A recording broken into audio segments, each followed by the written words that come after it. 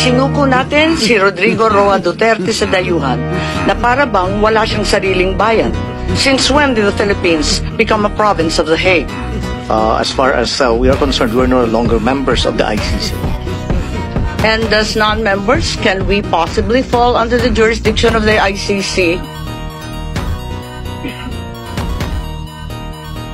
Yes, ma'am, I think, because we, under the... What's the use of signing or ratifying a treaty if it bears no weight? Nagsalita po ang ating mahal na Secretary John Vic na ang nagplano po rito, o yung pagkaintindi namin, itong 4 na pinangalanan ang siyang nagplano. I said it was not me. There were other people in the room, but we did not discuss any plans of any arrest. Oh, really, huh? And was that the plan from the very Yes, beginning? from the very What beginning. was, and who was really on top of this? Ikaw ho ba nagplano ng lahat ng ito? Hindi naman. It was a group effort. Secretary Chodoro was there, Secretary Anyong was there too, and the President and I. Sinabi ninyo na hindi kayo mag-isa na nagplano, kundi isang There was no grupo. planning, ma'am. Pero yun ang sabi eh. I said, hindi ako nagplano. Marami May kaming- isang grupo na Ang nagplano. We were all talking about a rumor, ma'am, and that was all. Rumor lang yon? Yes, ma'am.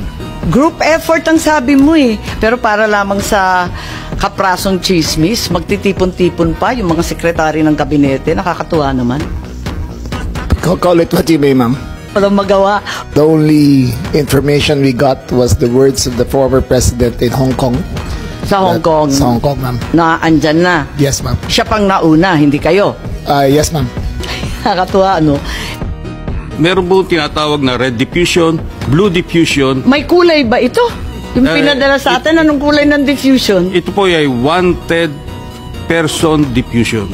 So, walang red notice. Hindi po siya red notice because the nature of the diffusion is... Eh bakit si Congressman Arnie Teves may red notice na, hindi pa natin nagagawa ng paraan? Hindi ko po masagot. Ma'am, yung kay Arnie Teves, ho.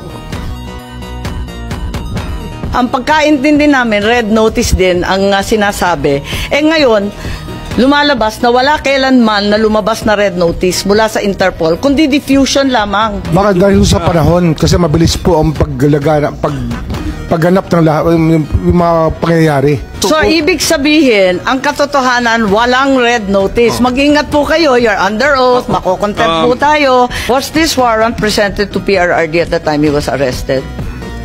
Pwede bang may sumagot?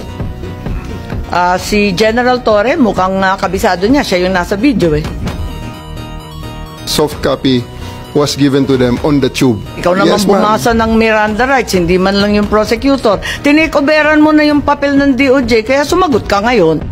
I-present po namin kay President Duterte na nasa Nabasa niya lahat, 250. 15 pages.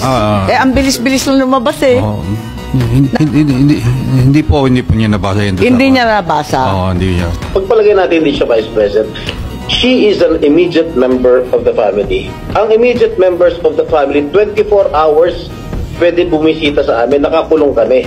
Ito hindi pa nakakulong. Anak ito. Bakit hindi niya pinapasok? Maliban doon, is this not a violation of RA 7438 that requires that you guarantee access to an attorney? Oh my God. Body who issued the warrant, sir. Nasa batas yan. On 2 counts, immediate family na, abagado pa niya.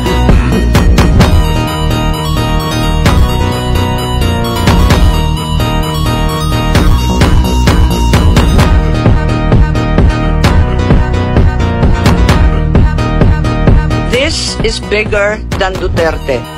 This is about our dignity as Filipinos. Ang hustisyang ipinapataw ng dayuhan ay hindi hustisya. Ito ay pang-aakalipin. Useless lahat ng hearing na ito kung hindi na po may babalik si Tatay Digong. Kung kaya niyo po siyang dalayin doon in less than 1 day sa loob po ng 13 na oras, dapat kaya niyo rin po siyang ibalik dito sa lalong madaling panahon.